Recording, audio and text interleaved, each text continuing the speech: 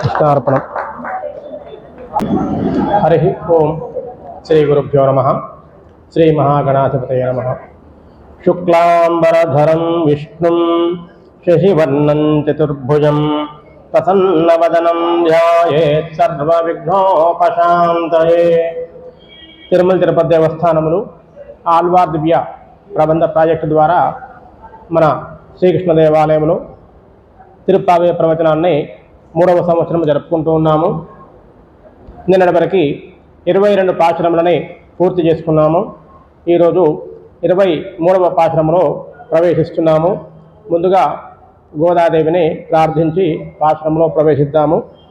నీలా తుంగస్తనగిరి తటే సుప్తముద్బోధ్య కృష్ణం పారార్ధ్యం స్వం శృతి శతసిద్ధమధ్యాపయంతి స్వోతిష్టాయాం త్రజని గలితం యా బలాత్కృత్య భుంక్తే గోదా తస్యై నమ ఇదమిదం భూయ జయవాస్తు భూయః.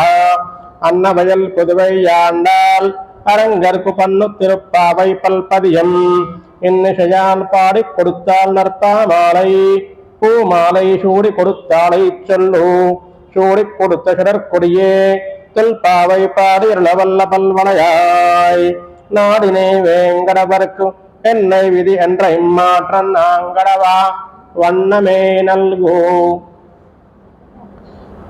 నిన్నటి పాశురంలో గోపబాలికలు ఏమన్నారు? అభిమాన భంగమాయ్, మేము అభిమానాన్ని చంపుకొని నీ దగ్గరికి చేరామయ్యా అన్నారు. అది కూడా ఎలా? ఎవరైతే రాజును దురభిమానం ఉంటున్నారో అటువంటి వారు నీ మంచం కోళ్ల కింద ఏ విధంగానైతే వచ్చి అభిమానాన్ని చంపుకొని నీ పరాక్రమానికి భయపడి నీ పాదసేవకు అలాగే నిన్ను శరణుజొచ్చారో ఆ విధంగా మేము కూడా అభిమానాన్ని చంపుకున్నాము, వేరే గతి లేక వచ్చాము అని చెప్పారు. దానికి శ్రీకృష్ణ పరమాత్మ కొద్దిగా బాధపడ్డాడట. అదేంటి, మీరు నా ఊరి వారు, నాతో తిరిగిన వారు, ఇలా అభిమానాన్ని చంపుకున్నాము వేరే గతి లేదు అనడం ఏంటి, నేనే మీకు కొద్దిగా ఆలస్యం చేశాను అని బాధపడ్డట. ఇలా శ్రీకృష్ణ పరమాత్మ ఆలస్యం అయ్యింది అని బాధపడినటువంటి సన్నివేశాలు 3-4 ఉంటాయి వేరే అవతారాల్లో. రామావతారానికి వస్తే విభీషణుడు ఆకాశ మార్గం నిలబడ్డాడు, శరణు కోరాడు. సాక్షాత్తు శత్రుపక్షము వాడి తమ్ముడు, ఎవరితో యుద్ధం చేయాలో సీతాదేవిని ఎవరు అపహరించారో అతనికి తమ్ముడు, అతను వచ్చాడు, శరణాగతి అన్నాడు. ఈ పక్షములకి ఆహ్వానించాలా ఆహ్వానించకూడదా కింద చర్చ జరిగింది. సుగ్రీవుడు ఒక మాట చెప్పాడు, హనుమంతుడు ఒక మాట చెప్పాడు, నిరుడు ఒక మాట చెప్పాడు, అలాగే నీలుడు ఒక మాట చెప్పాడు, అంగదుడు ఒక మాట చెప్పాడు. అందరూ అన్ని రకాలుగా వారి అభిప్రాయాలని శ్రీరాముడు అడిగారు. అడిగిన తర్వాత వారి అభిప్రాయాన్ని అడిగి తర్వాత తాను చేయదలుచుకున్నది చేశాడు. ఎందుకు చేశాడు? వచ్చిన వాడు భార్యా పిల్లలని సంపదను మొత్తం వదిలిపెట్టి వచ్చేశాడు. తిరిగి వెళ్ళే ప్రసక్తి లేదు, తిరిగి వెళితే అక్కడ మళ్ళీ జీవితం లేదు అంటే సంపూర్ణ శరణాగతి పొందాడు. సంపూర్ణ శరణాగతి పొందినప్పుడు తప్పకుండా ఆశ్రయము ఇవ్వవలసిందే అని మళ్ళీ సాటి రాజైనటువంటి సుగ్రీవుని పంపించేసి సుగ్రీవునితో అతన్ని కిందికి రప్పించుకుంటాడు. అలా రప్పించుకున్న తర్వాత ఆ విభీషణుడితోటి కళ్ళతోటే, మిత్రమా కొద్దిగా ఆలస్యమైంది నీకు శరణాగతి ఇవ్వడము అని కళ్ళతో మాత్రమే చెప్పాడని మనకి రామాయణంలో కనిపిస్తుంది. అలాగే ఈ రామాయణంలో అడవిలో ఆయన ఎప్పుడైతే ఈ ప్రయాణం చేస్తుంటాడో అక్కడ మునులందరూ కూడా ఈ రావణాసురుని రాక్షసుల చేత చాలా ఇబ్బందులు పడుతున్నప్పుడు వారందరి శరీరాలు భయంతో బక్కచిక్కిపోయాయట. అప్పుడు శ్రీరాముడు, అయ్యో నా వల్లనే కదా మీకు ఇటువంటి దుస్థితి కలిగింది, నేను రావడం ఆలస్యమైంది, మీ రక్షణ నేను చూసుకుంటాను అన్నాడట. అక్కడ కూడా ఆలస్యమైంది అనేటువంటి భావన వెలిపుచ్చాడు. అలా మనకు 4-5 చోట్ల కనిపిస్తుంది. అలాగే ఇక్కడ కూడా గోపబాలికలని, అయ్యో మీరు నా ఊరి వారు, నా వారు వచ్చి ఇక్కడికి వచ్చారు, నేనే కొద్దిగా ఆలస్యం చేశాను అని అన్నట్ట.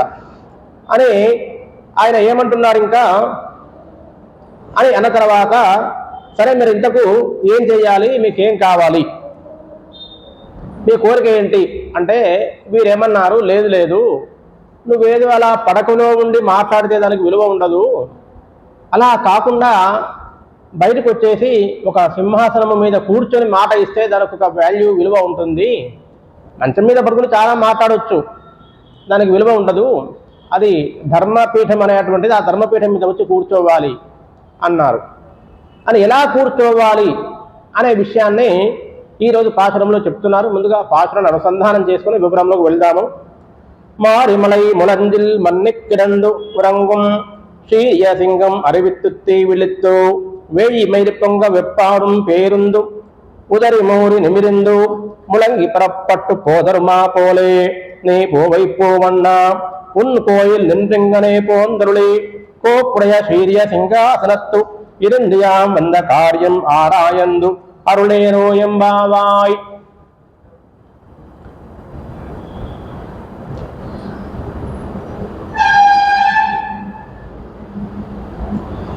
అయితే ఎలా రమ్మంటున్నారు అంటే సింహముతో పోల్చారు. సింహము మృగము, మృగాలకి రాజు.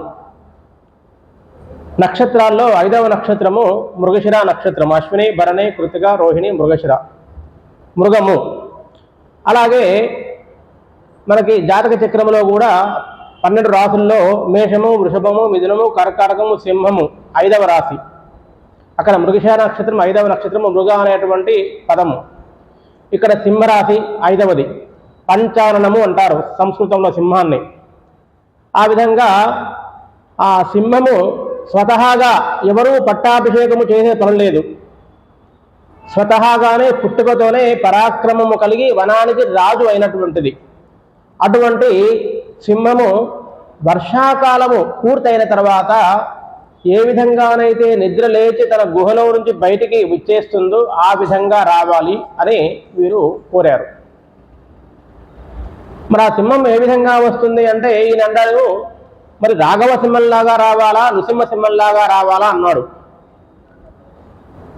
రాఘవ సింహము అంటే రాముడు. ఆయన ఒకటి సింహ పరాక్రమం కలిగిన వాడు. అవసరం వస్తే శత్రువులు కూడా భయపడే అంతగా యుద్ధము చేయగలిగినంత శక్తి కలిగిన వాడు, అంత కోపాన్ని ప్రదర్శించగలిగేవాడు శ్రీరాముడు. ఇక నృసింహావతారం గురించి చెప్పవలసిన పని లేదు. ఈ నృసింహావతారం గురించి వచ్చినప్పుడు ఏమిటి అంటే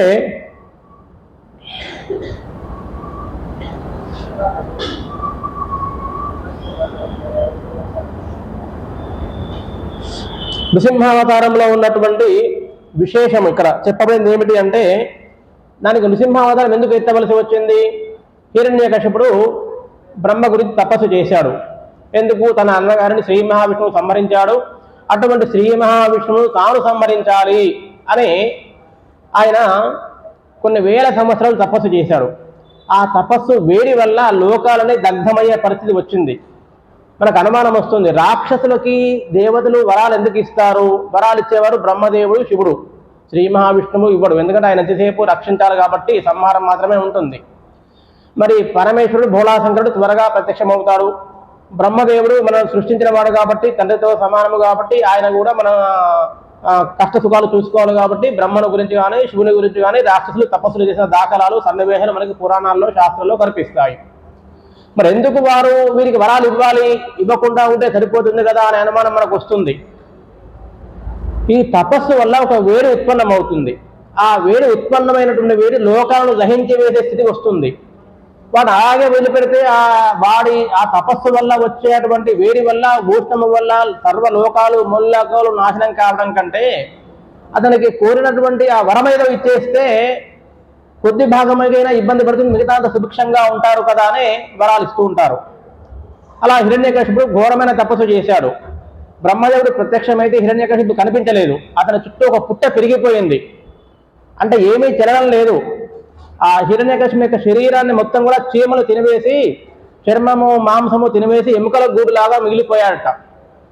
ఆ బ్రహ్మదేవుడు ఆ పుట్టను ఇది అంటే ఆయన చూపుతో పుట్టపోతే ఆ విధంగా మొత్తం శుష్కించినటువంటి శిథిలమైనటువంటి శరీరంతో కనిపించాడు ఆ హిరణ్యకశిపుడు. అడిగాడు ఏం కావాలి అన్నాడు. తర్వాత ఆయన ఒకసారి చూపు చూస్తే మళ్ళీ హిరణ్యకశిపుడికి మామూలు అందమైన రూపం వచ్చేసింది. ఏం కావాలని కోరుకున్నాడు. ఏం కోరుకున్నాడు? చావు లేకుండా వరం కోరుకున్నాడు. ఎటువంటి చావు ఉండకూడదు? ఎవరి చేత నరుల చేత, వానరుల చేత, పాముల చేత, పశు భక్ష్యాదుల చేత, బ్రహ్మదేవుడు సృష్టించినటువంటి ఏ ప్రాణి చేత కానీ, జడ పదార్థము చేత కానీ, ప్రాణం ఉన్న దానితోటి కానీ, ప్రాణము లేని దానితో కానీ, రాత్రి కానీ, పగలు కానీ, ఏ సమయంలో కానీ, ఏ ఆయుధంతో కానీ, ఎటువంటి శస్త్రంతో కానీ, అస్త్రంతో కానీ, మంత్రంతో కానీ చావు ఉండకూడదు అని వరం కోరుకున్నాడు. సరే అని బ్రహ్మదేవుడు ఇచ్చేశాడు. వరము అనేటువంటిది దేవతలు ఇచ్చినప్పుడు భక్తులు ఏది కోరుకుంటే అది ఇవ్వాలి. కానీ కోరుకోకుండా ఒకటి కోరుకుంటే ఒకటి ఇచ్చే సన్నివేశాలు అక్కడక్కడ కనిపిస్తాయి. ఈ గోపబాలికలు కూడా ఆ భయం పట్టుకుంది. పడక మీద ఉన్నావయ్యా, ఏం కావాలన్నావు? పడక మీద కూర్చుంటే మేము ఒకటి ఇంకోటి ఇస్తే కష్టం కదా. భరతుడు వచ్చాడు, ఏమన్నాడు? ఆయన ఈ చిత్రకూట పర్వతం దగ్గరికి వీరందరూ ఈ అరణ్యవాసానికి వచ్చిన తర్వాత, వనవాసం వచ్చిన తర్వాత భరతుడు ఆ మామగారి ఇంటి దగ్గర నుంచి అయోధ్యకు వచ్చాడు. దశరథునికి అంత్యక్రియలు చేశాడు.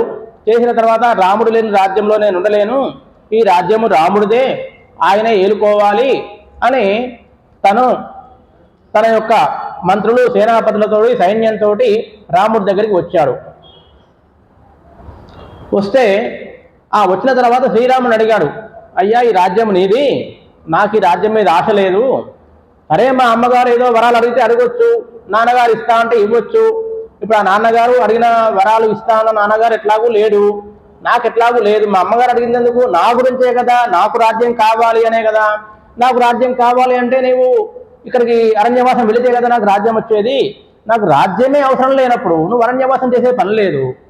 ఎవరి కొరకైతే మా అమ్మగారు కోరిక కోరిందో నాకే అవసరం లేదు కాబట్టి నువ్వు వచ్చి రాజ్యం వేలుకోవయ్యా అని అంటే, లేదు లేదు, నేను పితృవాక్య పరిపాలకుడిని, తండ్రి గారికి మాట ఇచ్చాను, ఆ మాట ప్రకారం నేను వెళ్ళాలి అని తనను రమ్మంటే తాను రాకుండా తన పాదుకలు ఇచ్చి, తన ప్రతినిధిగా పాదుకలు ఇచ్చి పంపించడం జరిగింది.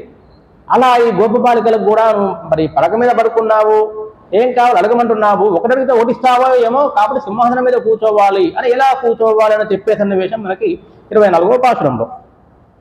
అయితే ఈ హిరణ్యకశిపుడు ఈ విధంగా వరం కోరుకున్నాడు. వరం కోరుకున్న తర్వాత ఆయన కోపం ఏంటి? తన అన్నగారిని శ్రీ మహావిష్ణువు దండించాడు. ఆ శ్రీ మహావిష్ణువు రావాలి. శ్రీ మహావిష్ణువు రావాలంటే ఎప్పుడు వస్తారు ఆయన?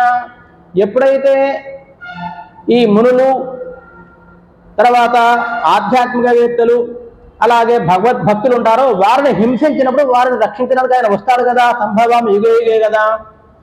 తర్వాత ఎక్కడైతే హోమాలు జరుగుతుంటాయో, మంచి కార్యక్రమాలు జరుగుతుంటాయో, పురాణ పఠనాలు జరుగుతుంటాయో అక్కడ శ్రీ మహావిష్ణువు వచ్చి వేం చేస్తుంటాడు కదా.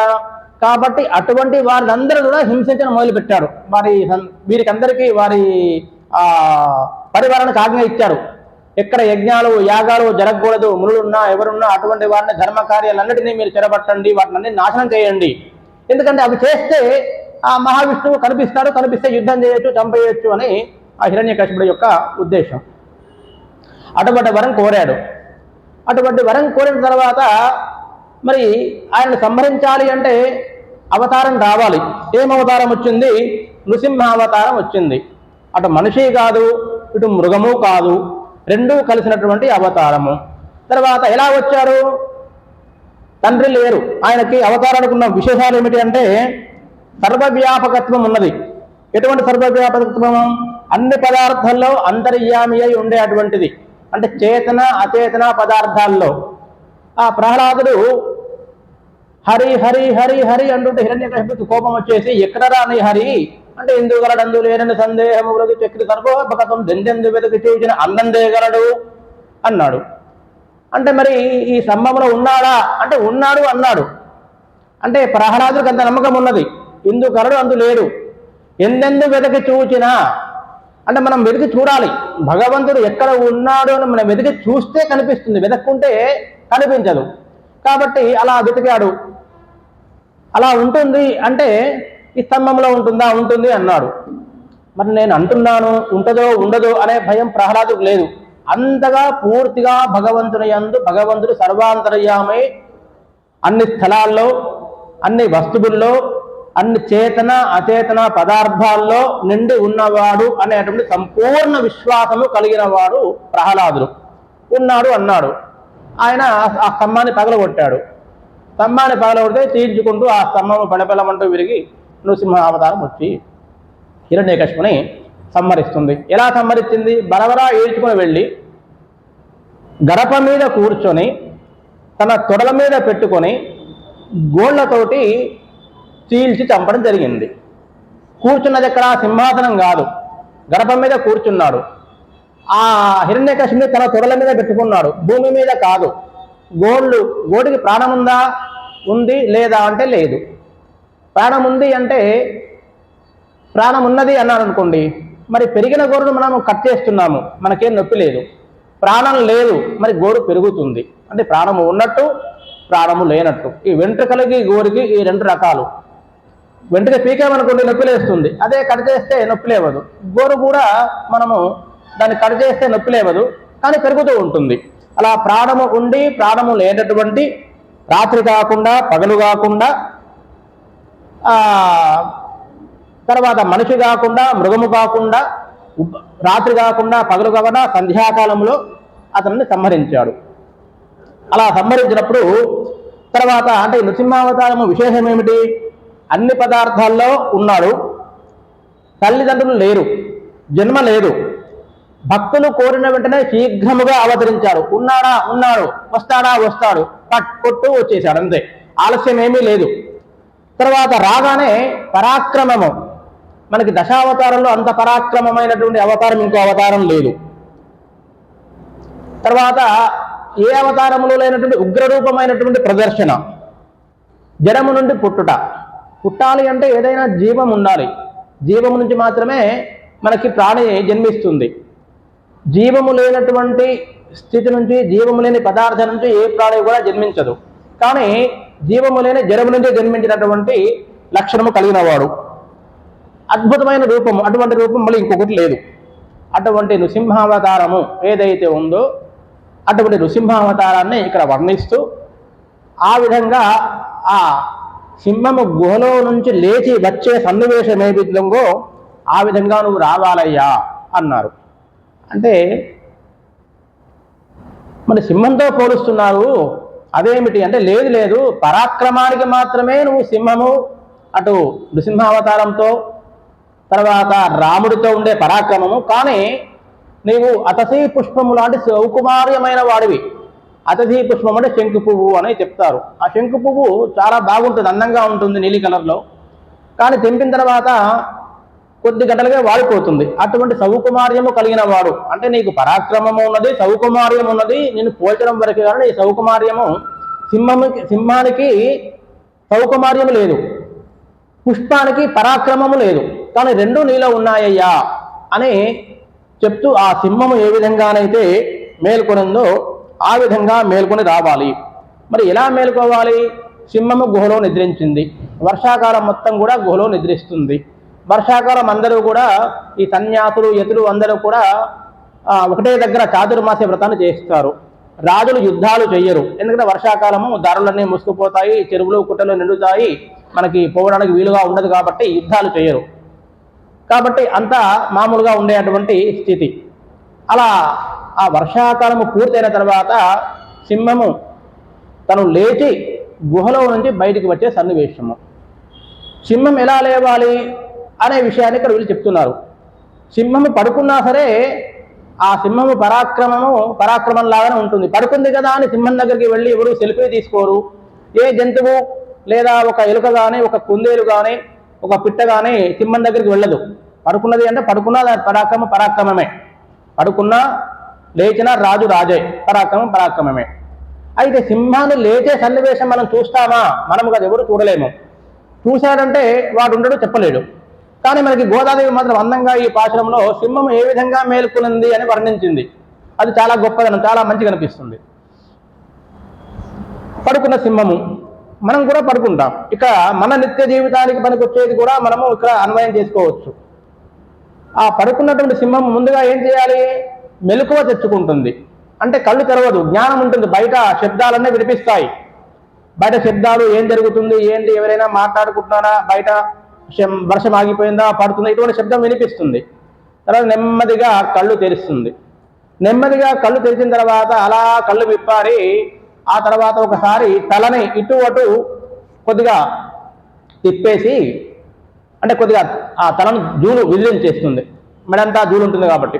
ఆ జూలు విదిలించిన తర్వాత ఒకసారి ఆ తలని ఈ పక్క ఆ పక్క నెమ్మదిగా గాంభీర్యంగా చూస్తుంది. చూసి ఆ తర్వాత నెమ్మదిగా లేచి ఆ 4 కాళ్ళ మీద నిలబడి, ఆ నిలబడ్డప్పుడు ఆ ముందు కాళ్ళు 2 కాళ్ళు పెట్టి దాన్ని బాగా ఆ శరీరాన్ని సాగదీసి, ముందుకు వెనక్కి సాగదీసి, ఒళ్ళంతా కూడా ఒకసారి బాగా జలధరించి, దుమ్మంతా అంత పడుకొని ఉంది, 2 నెలలు 3 నెలలు పడుకొని ఉంది కదా, ఆ ఒంటికంతా దుమ్ము ధూళి పడుతుంది కదా. మనం కూడా ఒక 4 రోజుల పాటు ఇక్కడ తురవకపోతే దీని మీద మనకి ఇంత మనం దుమ్ము వస్తుంది, ఇలా రాసుకోవచ్చు. కింద కూడా 4 రోజుల పాటు మనము ఫ్లోర్ తురవకపోతే దాని మీద రాసుకోవచ్చు, అంత దుమ్ము ఏర్పడుతుంది. ఆ సింహము మరి వానాకాలం మొత్తము నిద్రించింది కాబట్టి ఆ ధూళంతా ధూళితో ఉంది కాబట్టి ఒకసారి ఆ 2 కాళ్ళు బాగా సాగదీసి నడుమంతా కూడా బాగా దులిపి ఆ తర్వాత గట్టిగా గర్జించి పరాక్రమంతో బయటికి వస్తుంది. ఆ విధంగా నువ్వు నడిచి రావాలయ్యా.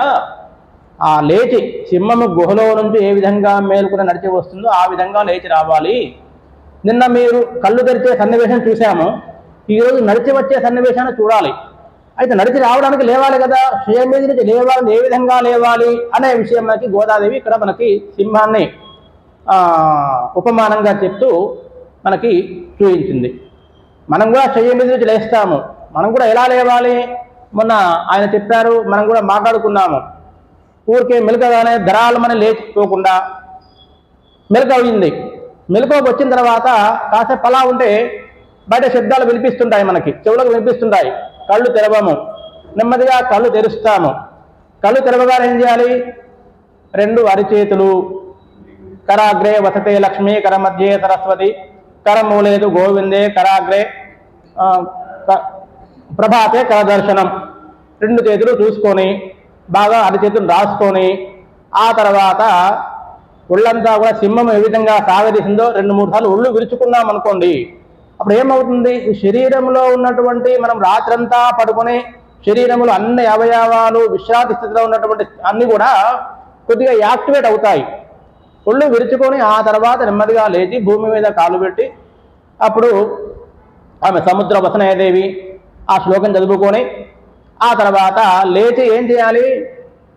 సింహద్వారము తెరవకూడదు. మొట్టమొదలు లేవగానే మన మెయిన్ డోర్ ఏదైతుందో మెయిన్ డోర్ ముందు తెరవకూడదు. వేరే అటు బాల్కనీ డోర్ కానీ లేదా ఒంటింటి డోర్ కానీ ముందు దాన్ని తెరవాలి. దాన్ని తెరిచిన తర్వాత ఒక 5 నిమిషాలకు 10 నిమిషాల తర్వాత సింహద్వారం తెరవాలి. ఎందుకు అంటే మనము అన్ని డోర్లు మూసి పడుకుంటాము, ఇంట్లో ఒక వేడి ఉత్పన్నమవుతుంది. ఆ ఏసీ వేసుకుంటాము, ఫ్యాన్ తిరుగుతుంది, అది ఉంటుంది, మన ఉచ్ఛ్వాస నిశ్వాసాలు ఉంటాయి, ఇవన్నీ ఉంటాయి. ఒక వేడి ఉత్పత్తి అవుతుంది. ముందుగా ఇంట్లో ఉన్న వేడి అంతా బయటికి వెళ్ళాలి. సింహద్వారం నుంచి వేడి బయటికి వెళ్ళింది అనుకోండి, బయట ఉండేటువంటి ప్రకృతి శక్తి ఎలా ప్రవేశిస్తుంది? ఇది బయటకు వెళ్తుంది, అది లోపలికి వస్తే ఈ గాలి, వేడి గాలి అనేది తేలికగా ఉంటుంది కాబట్టి త్వరగా బయటకు వెళ్తుంది. బయట ఉండే ప్రకృతి శక్తి చల్లటి గాలి, అది రావడానికి కొద్దిగా టైం పడుతుంది. కాబట్టి ఏమవుతుంది? అది రాకుండా ఇది ఆపేస్తుంది. అంటే బయట ఉండేటువంటి ప్రకృతి తెల్లవారుజామున ఉండేటువంటి ఆ శక్తి అనేది లోపలికి రాకుండా ఆపేస్తుంది. కాబట్టి ముందుగా బాల్కనీ డోర్ కానీ లేదా వంటింటి డోర్ కానీ మనం తెరిస్తే ఇంట్లో ఉండే వేడి గాలి అంతా వెళ్ళిపోతుంది. ఆ తర్వాత మెయిన్ డోర్ సింహద్వారం ఓపెన్ చేసినప్పుడు మనకు బయట ఉండేటువంటి ఆ ప్రకృతి శక్తి మనకి లోపలికి ప్రవహిస్తూ ఉంటుంది అనేటువంటిది. సరే, ఇక్కడ రెండో విషయం ఏమిటి అంటే ఈ సింహము గుహలో నుంచి బయటికి వస్తుంది అంటే భగవంతుడు ఉత్సవ విగ్రహాలు బయట ఊరేగింపుకు ఏ విధంగా దేవాలయం నుంచి బయటికి రావాలి అనే విషయాన్ని కూడా మనకి సమన్వయం చెప్పడం జరిగింది. తర్వాత మరి రమ్మన్నారు, వచ్చిన తర్వాత ఎలా రావాలి అంటే 4 రకములైనటువంటి నడక కలిగిన స్థితిలో రమ్మన్నారు. ఆ 4 రకములైన నడక స్థితి ఏమిటి అంటే, ఒకటి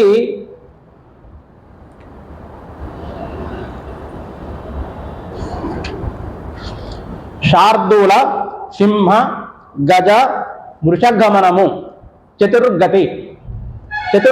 4 రకములైన నడక కలిగి ఉండాలి, అటువంటి స్థితిలో రావాలి అన్నారు.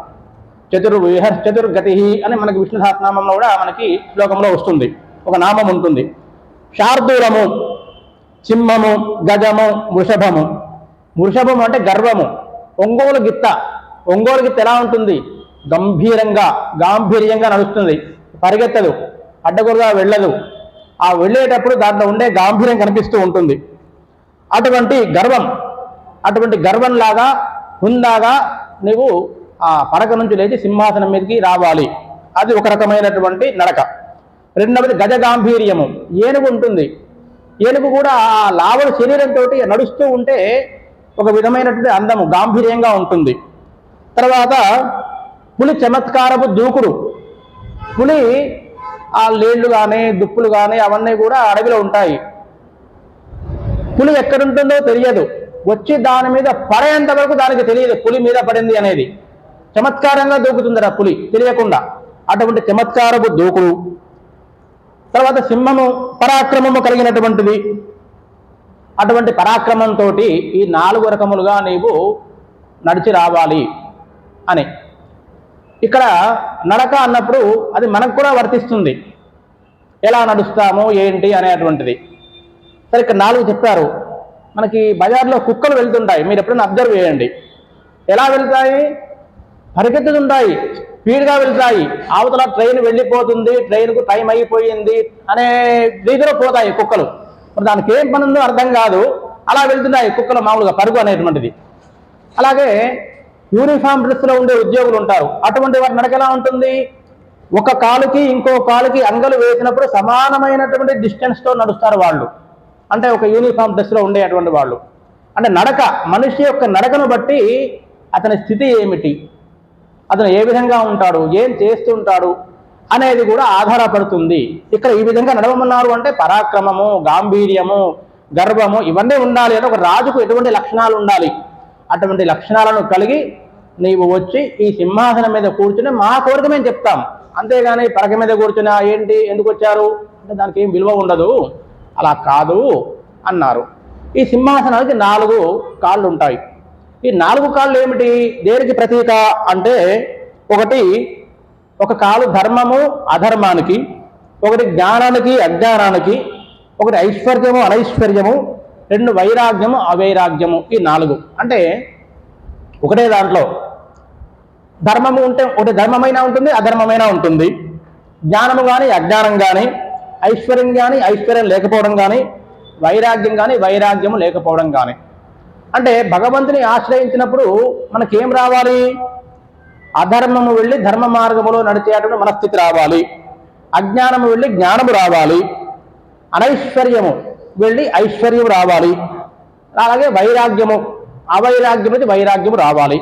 ఇవన్నీ భగవంతుని ఆశ్రయిస్తే వస్తాయి. అటువంటి లక్షణాలు కలిగినటువంటి 4 కాళ్ళ కోరు కలిగినటువంటి సింహాసనం మీద నీవు కూర్చోవయ్యా, కూర్చొని ఉంటే అప్పుడు మేము మాకేం కావాలో మేము చెప్తాము అనేటువంటి సన్నివేశాన్ని గోపబాలికలు చెప్పడం జరిగింది. తర్వాత ఈ సింహము, తర్వాత గుహ అన్నప్పుడు, గుహ అనేటువంటిది మన శరీరం అంతా ఒక గుహ లాంటిది కనుక అయినప్పుడు ఈ శరీరంలో ఉండేటువంటి జీవాత్మ పరమాత్మ 2 ఉంటాయి. జీవాత్మ పరమాత్మ 2 ఉంటాయి. ఈ రెండిట్లో ఉన్నప్పుడు ఆ పరమాత్మను జీవాత్మ ఏ విధంగా చూడాలి? మరి పరమాత్మ బయటికి రావాలంటే జీవాత్మ చూస్తే బయటికి వస్తాడు. ఆ సన్నివేశం కూడా అన్వయం చేయబడుతుంది. కొంచెం డౌట్ వస్తుంది, జీవాత్మ ఏంటి పరమాత్మ ఏంటి అని అర్థం కాని ఒక విషయం చెప్తాను నేను. వివాహమైన తర్వాత ఇంటి కోడలు ఒక అమ్మాయి ప్రెగ్నెంట్ అవుతుంది. ప్రెగ్నెంట్ అయిన తర్వాత 5వ నెల 5వ రోజు ఆ గడుపులో ఉండేటువంటి పిండానికి ప్రాణం వస్తుంది. అప్పటి నుంచి ఆ పిండము కదలిక ప్రారంభమవుతుంది అనేది అందరూ చెప్తుంటారు కదా. పిండానికి ప్రాణం వస్తుంది, పిండం కదులుతుంది అని. అంటే 5వ నెల 5వ రోజు వరకు పిండంలో ప్రాణం లేదా? ఉన్నది. లేదంటే ఏమవుతుంది? 2వ నెల 3వ నెలకు పిండం ఎదగటం లేదండి అనేటువంటి విషయం కూడా తెలుస్తుంది కదా. 2వ నెలకు 3వ నెలకు పిండం ఎదగడం లేదు అని కూడా కొన్ని ఇబ్బందులు ఏర్పడుతుంటాయి. అంటే ఏమైంది? కదలని పిండానికి కూడా ప్రాణం ఉన్నది, కానీ అది కదలడం లేదు, తనంతరం కదలడం లేదు. కానీ ఎప్పుడు కదులుతుంది? 5వ నెల 5వ రోజు తర్వాత తనంతలు తను కదలిక ప్రారంభం అవుతుంది. ఇక్కడ ఏమిటి తేడా? ఎందుకంటే అసలు ప్రాణం లేకపోతే ముందు పిండము ఎదుగుదల ఉండదు, మీకు ఆ కణ విభజననే జరగదు. కణ విభజన జరిగి పెరుగుతూ ఉందంటే ప్రాణం ఉన్నది. ఎందుకు కదలడం లేదు అంటే ఎప్పుడైతే పరమాత్మ తత్వము పిండములో ప్రవేశిస్తుందో అప్పుడు తనంతలో తాను కదలడం ప్రారంభిస్తుంది. అలా వచ్చేటప్పుడు రెండు ముందుగా జీవాత్మ వచ్చి ఆ కణములో ఈ శరీర తత్వములో ప్రవేశించి ఆ తర్వాత పరమాత్మ తత్వము ప్రవేశించిన తర్వాత పురుషుడు కానీ స్త్రీ కానీ లేకపోతే ఏ ప్రాణి కానీ మనకి జన్మించడం జరుగుతుంది. కానీ వెళ్ళిపోయేటప్పుడు మాత్రము జీవాత్మ పరమాత్మ రెండూ కూడా ఒకేసారి వెళ్ళిపోతాయి. ఆ వెళ్ళిపోయే సమయంలో కూడా ఏంటి అంటే ముందుగా పరమాత్మ కొద్ది కొద్దిగా వెళ్ళిపోతూ ఉంటాడు. నిన్న చెప్పుకున్నట్లుగా ఈ ప్రాణములు ఠావులు తప్పే ధైర్యంబు విలోలంబై అంటే శరీరం మొత్తం ప్రాణం ఉంది, శరీరం అంతా ప్రాణశక్తి ఉంది. ఈ గోటికి ప్రాణశక్తి లేదు అంటే గోడు పెరగదు, ఆగిపోతుంది. ఈ చేలుకు ప్రాణశక్తి లేదంటే ఏలు పని చేయదు. చేతికి ప్రాణశక్తి లేదు అంటే పెరాలిసిస్ వచ్చిందంటే చెయ్యి పని చేయలేదు, ప్రాణశక్తి లేదు. అంటే ఏమిటి? శరీరంలో ప్రాణశక్తి కొద్దిగా భగవతత్వము తగ్గిపోతూ చిట్ట చివరికి ఉండేటువంటి ఆ ప్రాణశక్తి పంచ ప్రాణాలు అంటారు కదా, ఆ పంచ ప్రాణాల్లో ఆ చిట్ట చివరి ప్రాణంతో పాటు జీవాత్మ కలిసి శరీరాన్ని విడిచిపెట్టినప్పుడు శరీరము అచేతనం అవుతుంది. అందుకే మనకి భగవద్గీతలో శ్రీకృష్ణ పరమాత్మ ఏమంటాడు? ఈశ్వర సర్వభూతానాం హృదయేషే అర్జున తిష్టతి భ్రామయన్ సర్వభూతాన్ని యంత్రారూఢాన్ని మాయయా. అంటే భగవంతుడు అందరి శరీరాల్లో యంత్ర రూపంలో ఉండి, ఒక యంత్రం ఉన్నప్పుడు కారు ఉంది, కారులో ఆ యంత్రము ఇంజన్ ఉన్నప్పుడు కారు నడుస్తూ ఉంటుంది, ఇంజన్ పని చేయకపోతే కారు నడవదు. అంటే ఇంజన్ అనేటువంటిది భగవత్ తత్వం అయినప్పుడు కారు అనేది శరీరము. ఆ విధంగా ఈ భగవంతుడు అందరి శరీరాల్లో ఉండి మనని యంత్రాల్లాగా ఆడిస్తూ ఉన్నాడు అని భగవద్గీత 18వ అధ్యాయము 61వ శ్లోకంలో మనకు కనిపిస్తుంది. ఆ విధంగా మనకి ఈ సింహము గుహలో నుంచి బయటికి రావడము అనేటువంటిది మన శరీరానికి, శరీరంలో ఉండే భగవంతుడుని మన భగవత్ తత్వాన్ని, ఆత్మతత్వాన్ని జీవి ఏ విధంగా చూడాలి అనే విషయాన్ని కూడా అన్వయం చేయడం జరుగుతుంది. ఈ విధంగా ఈరోజు మన గోదాదేవి ఈ అందమైన పాత్రను మనకు చెప్పింది. ఇక రేపు మరి ఈయన వచ్చి సింహాసనం మీద కూర్చున్న తర్వాత వీరేమడుగుతారు, ఏం జరుగుతుంది అనే విషయం మనకు తెలిసినా కూడా రేపు మళ్ళీ మనం చెప్పుకునే ప్రయత్నాన్ని చేద్దాము. కర్కటే పూర్వ ఫల్గుణ్యాం తులసి కారణోద్భవాం పాండ్యే విశ్వంభరాం గోదాం వందే శ్రీ రంగనాయకీం శ్రీయకాంతాయ కళ్యాణధేనధేత్రాం శ్రీ వెంకట నివాసాయ శ్రీనివాసాయ మంగళం. హరి ఓం.